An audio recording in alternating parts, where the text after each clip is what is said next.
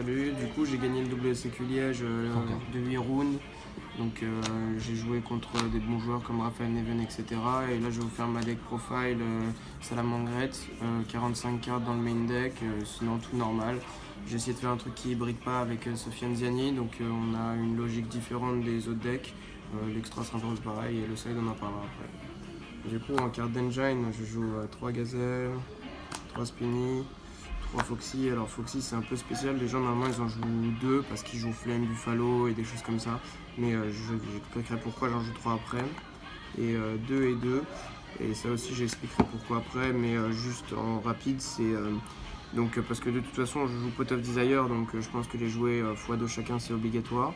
Et puis lorsque tu commences ton combo avec une normale à niveau 4 plus gazelle, et ben tu as un accès à dollar beaucoup plus facile, même si tu te prends une interrupt dans ton combo.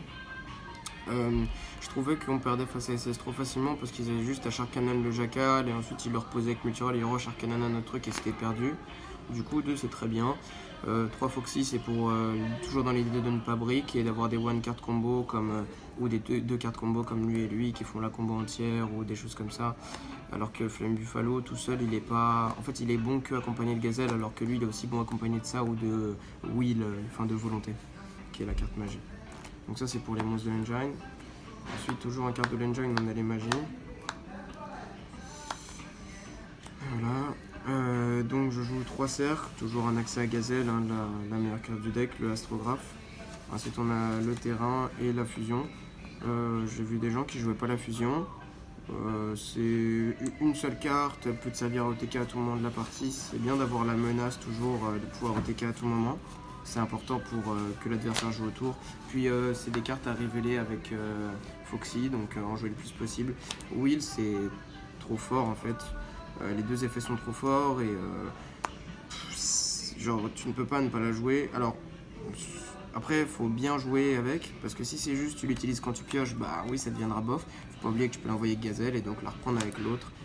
Tour 2, tu fais ton tour 0, tour 2, tu sais pas comment envoyer Gazelle, bah t'envoies Will, tu la reprends, tu spé 3 et tu gagnes. Voilà pour les magies.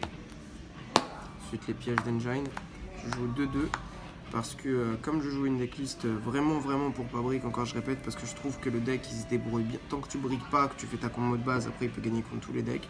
Il faut juste bien jouer à Yu-Gi-Oh! C'est pour ça que j'aime bien le deck aussi.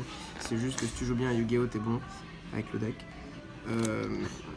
Du coup, 2 pièges pour Pot of Desire aussi, et surtout parce qu'en gros, c'est important d'en avoir une en main de départ, je trouve, ou d'avoir la possibilité d'en avoir une, ou la possibilité d'en avoir une avec tes combos. Et voilà, toujours dans l'optique de one card play. Puis comme ça, tu peux faire l'effet de roar et la reposer, et t'en auras encore une derrière. Ensuite, en aide à l'engine, donc ça veut dire toutes les cartes qui sont pas d'engine mais qui t'aident à faire tes combos ou à interrompre les combos, bref, des cartes qui t'aident.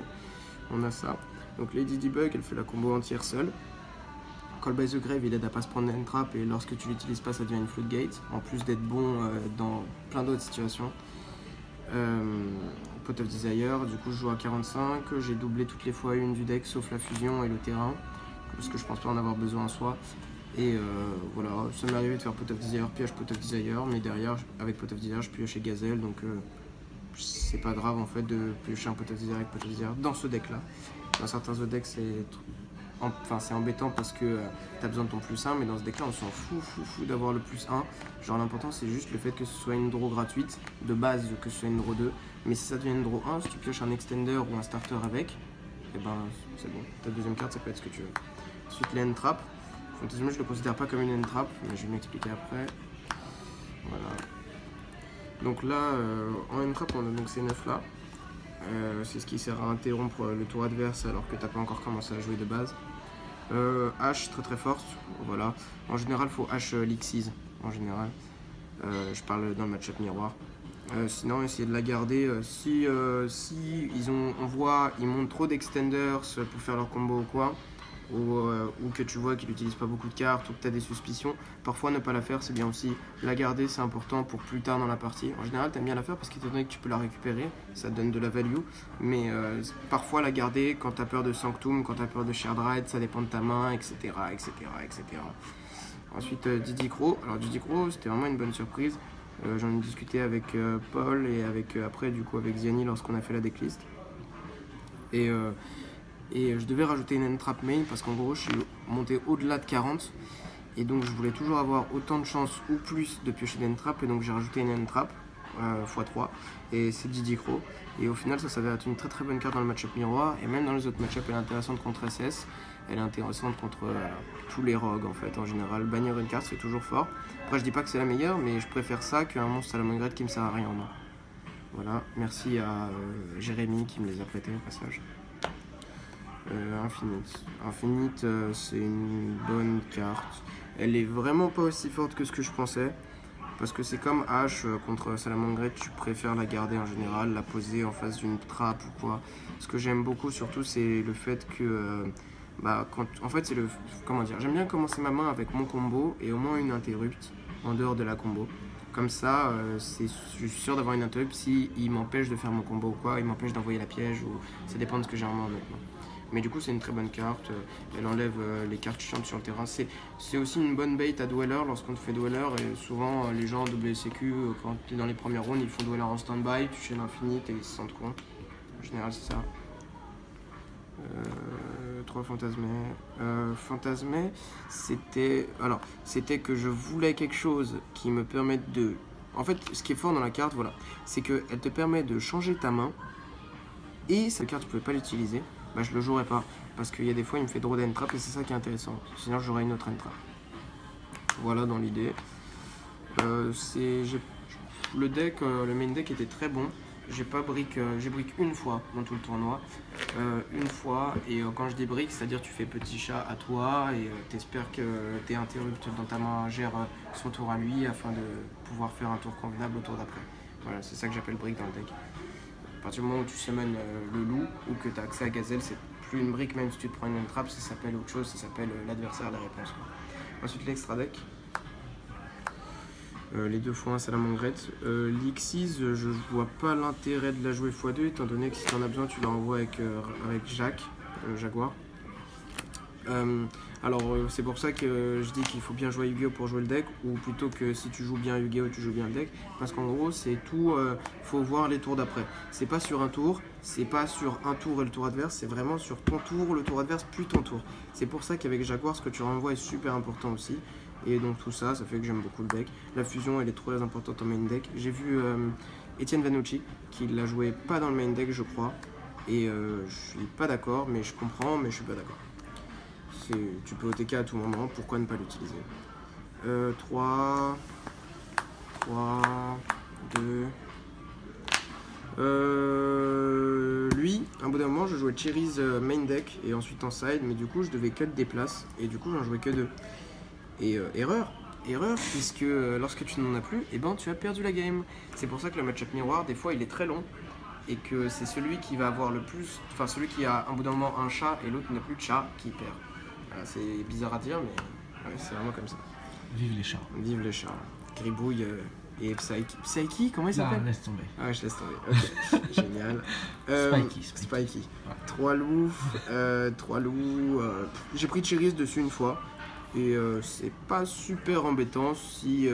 En gros, parce que son -1 pour faire Cherry's ne vaut pas ce que ça enlève sur le tour même. Genre, si t'as déjà une piège en main ou quoi, souvent tu vas gagner la game après. Donc voilà, sinon quoi dire sur cette carte. Lorsque tu joues contre le deck, s'il y a des gens qui regardent le deck profile, mais pas pour jouer le deck, pour jouer contre, ne pas oublier que la carte qui le reprend, il ne peut pas l'invoquer ce tour-ci. Donc ça veut dire que si pour une raison X ou Y il recycle un loup avec, par exemple, il ne peut plus faire loup. S'il reprend Gazelle ce tour-ci, elle n'est pas invocable, etc. etc. J'ai vu 100 000 fois en me baladant dans les rangs, des gens reprendre une carte avec le loup et l'invoquer ensuite, et ça passait. Et ben, je trouve pas c'est normal qu'un deck aussi méta ne soit pas connu des gens. 2 loups, toujours 2 grands loups. Hein. C'est quoi ça? 2 lions. 2 lions. La carte elle est forte. Quoi dire? Bah, elle renvoie 2 MP et il y a l'effet pour OTK avec la fusion. Voilà, c'est tout, pas d'anecdote, rien. Ensuite, dans l'extra Ita, Phoenix, Update Jammer, Borload, machin. Lui, je l'ai pas invoqué une seule fois, littéralement, vraiment, pas invoqué une seule fois. Si, je l'ai invoqué en finale, mais juste parce que c'était marrant.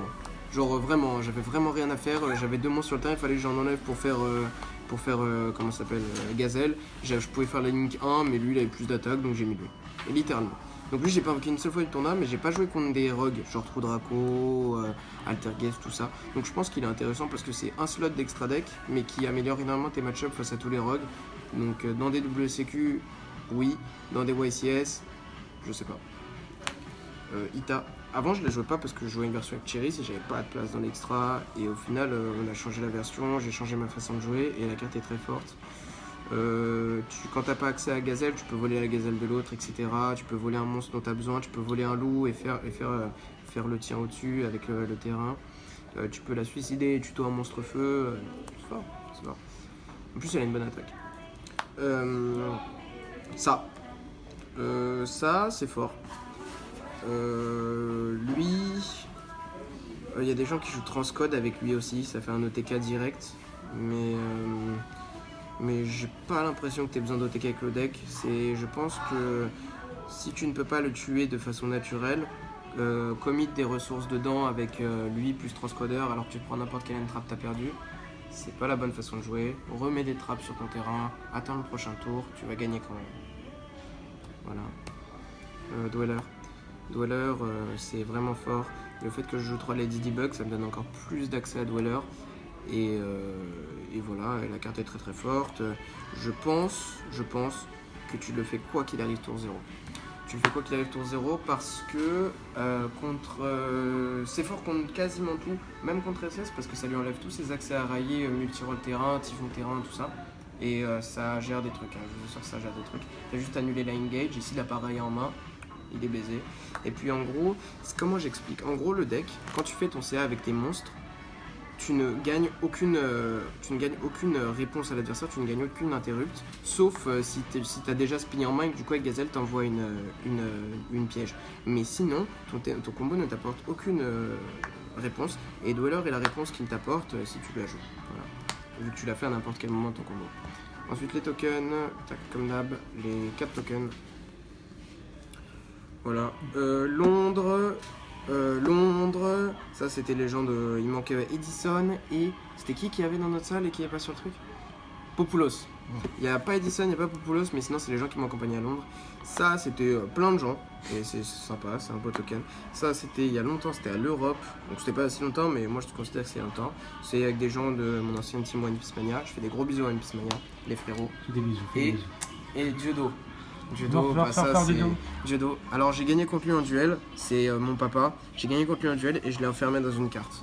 Il y a longtemps, c'était à l'Europe, donc c'était pas si longtemps, mais moi je considère que c'est longtemps. C'est avec des gens de mon ancienne team One Piece Mania. Je fais des gros bisous à One Piece Mania, les frérots. Des bisous. Et Judo.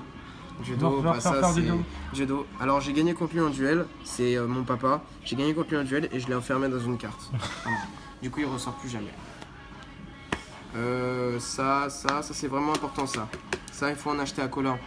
Voilà, parce que c'est comme ça que tu gagnes les matchs aussi, c'est en étant au courant de ce que ton adversaire veut faire et être au courant du temps et tout ça, c'est des informations. C'est comme si tu jouais à un jeu sans lire le livret de règles quoi. Ça c'est mon Field Hunter. Je l'ai pris à Colin, il vend des cartes japonaises et vraiment il est très très beau. Je sais pas du tout ce qu'il fait, mais en plus il me donne 2 zones directes genre, et je gagne grâce à ça parce que du coup je fais Elixir. Bon, bref. Le side. Alors ça je me refusais à la jouer. Je me refusais à la jouer parce que c'est une carte de con. Et que je me disais, moi je veux pas gagner avec Super Poly. Puis ensuite j'ai vu que je gagnais pas, effectivement. Voilà, je gagnais pas avec Super Poly parce que je gagnais pas tout court. Du coup je l'ai mise et ça aide. Quand tu la touches ça aide. Ah ouais, anecdote avec cette carte, incroyable. Je suis en finale, enfin je suis à la dernière round du coup du WCQ. Je joue contre un gars qui joue Thunder Pure, je sais pas ce qu'il fait là. Je viens de gagner contre Neven. Au time, il m'a foutu la pression, il était insupportable avec moi et avec tout le monde. De toute façon, c'est un gars insupportable. Je pioche ma main, comme ça, et à bout de moment, je pioche quoi? Super Poly, alors qu'elle est en slide normalement.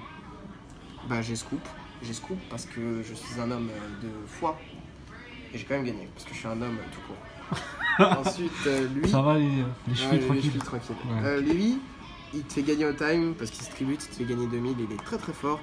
Quand tu te le prends, tu peux le Veiler. Il faut savoir que tu peux le Veiler. C'est pas parce qu'une carte se tribute qu'elle esquive Veiler, c'est juste que tu le Veiler à l'invocation. Je crois pas que c'est un effet rapide. Non, ok, j'ai eu peur pendant un moment. Non, c'est pas un effet rapide. Donc tu peux le sacrifier. Comme je voulais le jouer lui, du coup, en fait, je voulais pas jouer Super Poli jusqu'à ce que je joue lui, parce qu'en gros, vu qu'il m'empêche de jouer des playsets dans l'extra, et bah du coup j'ai mis ça, et ensuite du coup j'ai mis ça. Parce que ça pour moi c'est des cartes de gogol, j'ai pas envie de gagner avec, mais bon, je crois qu'il n'y a pas le choix en fait, parce que tout le monde les joue. Tu joues ça et c'est tout. Bah ouais. Lui, alors lui je l'ai passé une fois, pas une fois de tout le tournoi, mais encore une fois c'est comme, c'est qui que j'avais dit là, Phoenix. Ça améliore Subterror, ça améliore True Draco, ça améliore Altergeist dans les match-ups parce que tu enlèves les fantasmais et que du coup vu qu'il est en conflit avec fantasmais, parce que tu peux pas l'invoquer quand t'as fantasmais dans l'idée, contre SS et tout, et ben du coup tu l'entres que si tu enlèves tes fantasmais ou dans les match-ups spéciaux. Débrouillez-vous, trouvez les match-ups spéciaux. Et du coup, bah lui il est fort contre les decks rogue, du coup il faut le jouer, mais je l'ai pas rentré une fois. Il faut accepter qu'il y a des places de side qui sont nuls. Le side contre SS, c'est ça.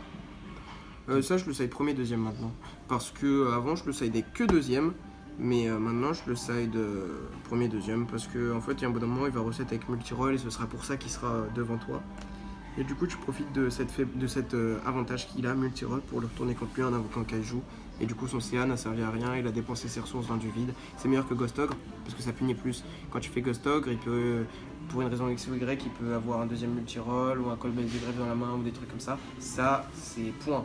T'as un Kaiju, point. En plus, c'est un monstre feu, et en plus, il est remontable avec la Lixis. Et du coup, avec le monstre avec le Link aussi. Parce que je joue le feu et pas le haut. Voilà. Ah oui, pourquoi je joue pas Gamecell aussi? Les gens ils trouvent que Gamecell il est meilleur parce que de toute façon tu le remontes avec l'Xyz en général et pas la Link. Mais je voulais me réserver la possibilité de le remonter avec la Link. Et en fait, je m'en fous qu'il ait plus d'attaque parce qu'en général quand tu l'invoques il y a OTK. Ou sinon, vu que tu as le loup qui baisse l'attaque, tu le passes quoi qu'il arrive en fait. Twin c'est une bonne carte en soi, même contre les rogues et contre SS elle fait le travail. Donc voilà, je pense que en plus elle fait trigger astrographe, gazelle, c'est une carte. Et voilà. Ah, il y a des boucs émissaires sur la carte, c'est incroyable. J'ai pas eu. Sur astrographe c'est nul. Oh, astrographe c'est le meilleur. Ça c'est parce que je voulais rajouter une entrap en side contre je te FTK, etc. Tous les decks de cons que j'ai joué à du Sedorf, mais voilà, deck de cons. C'était Veiler la meilleure option parce qu'il y a quoi d'autre? Il y a rien. So. Bah si tu joues pas Reaper... Ouais, voilà, un homme il m'a dit. Voilà, parce que je voulais plus jouer Reaper parce que je voulais avoir accès à tous les trucs que je vous ai dit dans l'extra. Du coup, Vader c'était la meilleure alternative. Sinon, il y avait Marionnette Musketeur, celui qui fait changer les zones, mais flemme. C'est toi le Musketeur. Ok, d'accord. Bah voilà, c'est terminé. Qu'est-ce que j'ai à dire? J'ai voyagé avec du coup Sébastien Ma, Nicolas Lacorne, Guillaume Marron et Sullivan. Je l'appelle Sullivan parce que c'est le premier homme sur Terre. Si vous le voyez, vous savez de quoi je parle. Vraiment, c'est un homme de Cro-Magnon. Et c'était très cool le voyage. On s'est bien amusé, on a dormi chez Lacorne. Après, on a été à Liège à 6h. Lacorne et moi, on n'a pas dormi parce qu'on est des hommes. Moi, je dors que dans les voitures en ce moment. Et voilà, Lacorne a fait un beau X2 drop à la round 3 peut-être. Il est vraiment ridicule. Son dernier top, ça remonte aux France au passage. Petit bisou à lui. Sebma qui a joué une version SK Striker avec des fantasmés et tout, going second, un débile, mais comme c'est Sebma, top 8.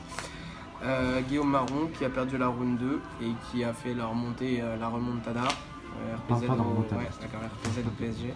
Il est remonté, oui, en France. Donc la remontada, il est passé à X1 du coup à la fin des rounds et il a fait 3ème, donc vraiment une belle perf pour lui et je suis heureux pour la team BCP qui l'a rejoint. Et voilà. Dédicace, tout le monde, tous mes frérots, The Friend Shop, aussi sur TCG, il faut regarder, c'est une très bonne boutique, c'est là où j'achète toutes mes cartes. Sofiane Ziani, Waflid, Walid, tout le monde, tous les gens de Paris, et voilà. Au revoir. Ok, salut.